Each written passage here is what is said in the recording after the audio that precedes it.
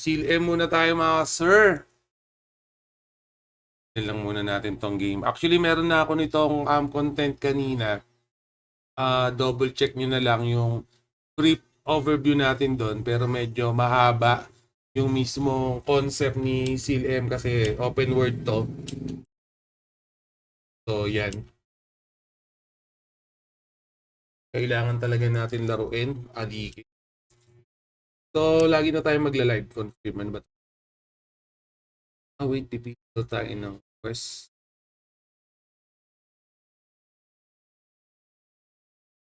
Ano pwede? At kunin natin lahat.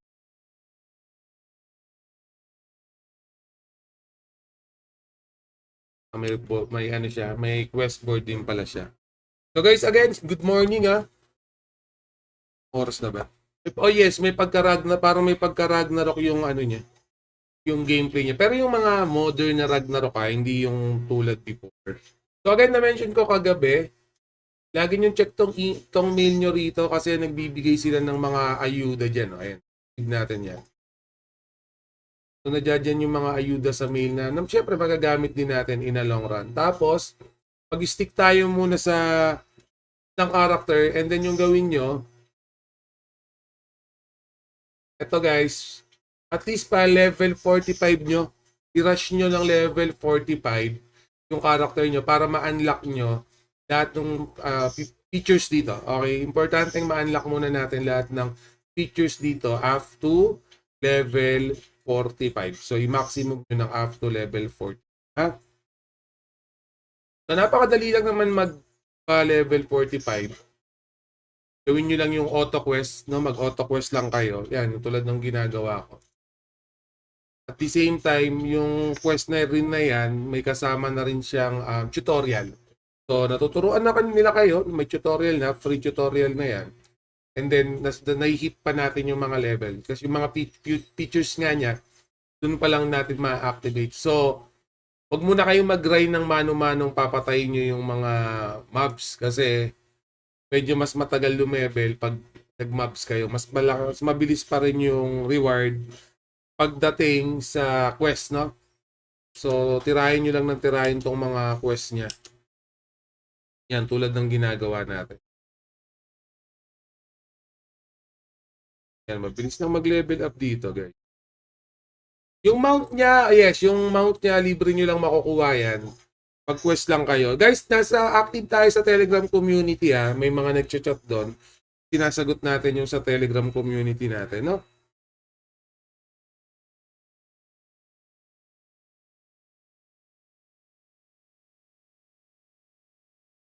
Yes, yung crypto rito, ayun yung kailangan natin. Tong crystal, yan yung kailangan nating ipunin, no? Ay, ito pala, sorry.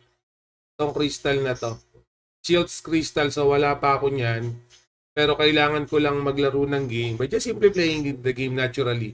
And then, at the same time, once na nakuha na natin tong shields na crystal, okay, meron na tayo. That's the time, no, na pwede natin i-convert yan, no? So, again guys, magkakaroon pa tayo ng mga iba't ibang content for this one. Okay, halu-haluin natin yan. So, ilang minutes? Yan.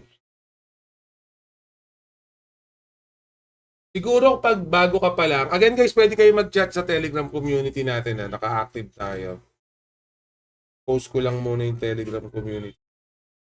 So naka-auto ano naman tayo, no? Auto attack, auto quest. Click nyo lang to para mag-automatic yung character nyo. Yan.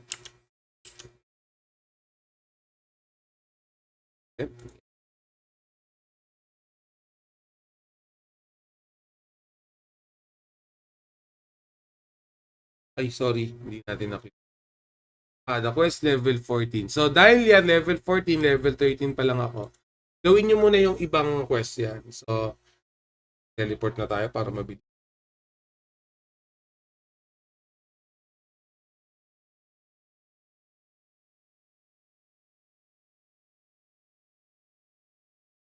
Yan. Level 14 na ba? Hindi pa. Okay lang, tapusin nyo muna yan.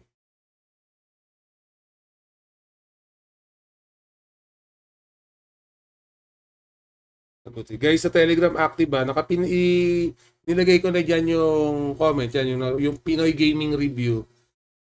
Click nyo yan, dyan yung ano natin, Telegram community.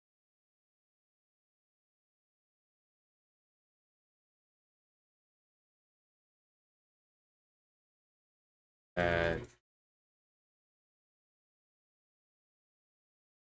yes, free to play lang po to. Free to play yung game na to. So all goods tayo dyan. Level 13 pa rin ako. Tapusin ko muna to. May mga, ito pala yung mga quest, no? Pandora's Box 1. Ayun, no? Nagko-quest ka pero at the same time, ano ka, may tutorial ka, binibigyan nila tayo ng tutorial. So kulang pa yung item ko rito. Baka lang tayo. Ayan. Ayun, no? Yung mismong quest, yun na rin yung basic tutorial sa map, okay, sa game mechanics nila, sa mga trading, no? Yung paggamit ng mga character, yan, no? Tinuturo ka nila. Pero again, nagle-level up ka pa. Yan, palibelin lang natin, no? So again guys, yung links niya nasa description na may pin comment ako sa community natin. Pwede nyo check yung community natin dyan.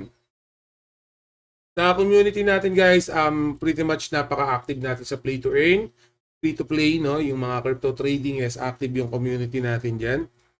So please pa-visit na lang din.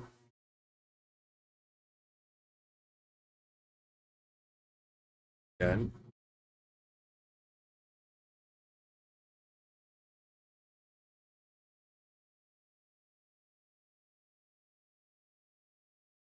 Yan. So marami talagang open world to guys na medyo malaki yung mapa niya.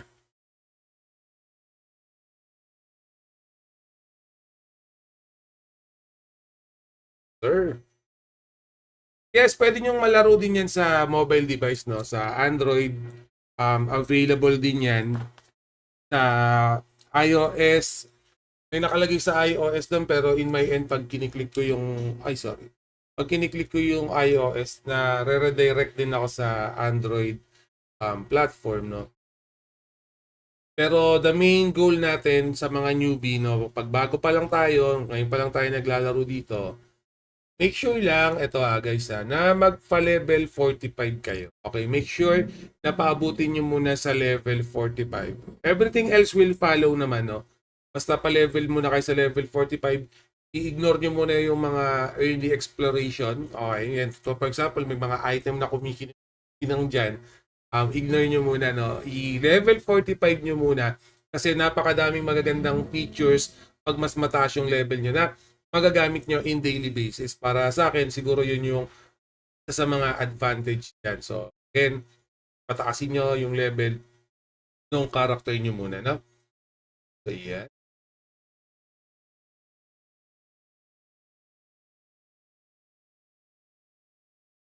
Jelina's Lucky. May Lucky Lottery tayo. Ayun, hindi ko pa nga alam kung paano gagamitin yan. Pero, hindi ko muna teleport muna. Hindi ko muna siya susubukan kasi ang goal ko nga, again, ang goal natin, based dun sa community natin, yung mga nababanggit sa atin, pataasin muna natin daw yung level natin. Kasi natin yung level natin dito.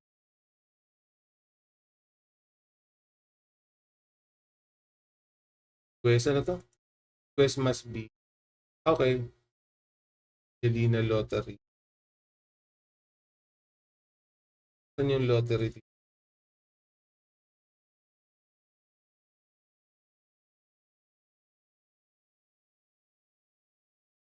Dance.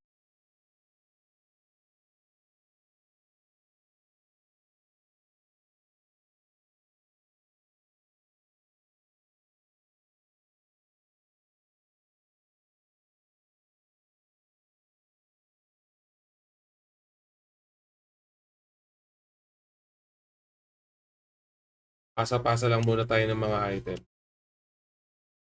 Again guys, bagong-bago pa lang to. So sa mga nagtatanong dyan, yung mismong game na to, Nexus yung gumawa. No? So napaka-solid nun. Ganda ng track record nila.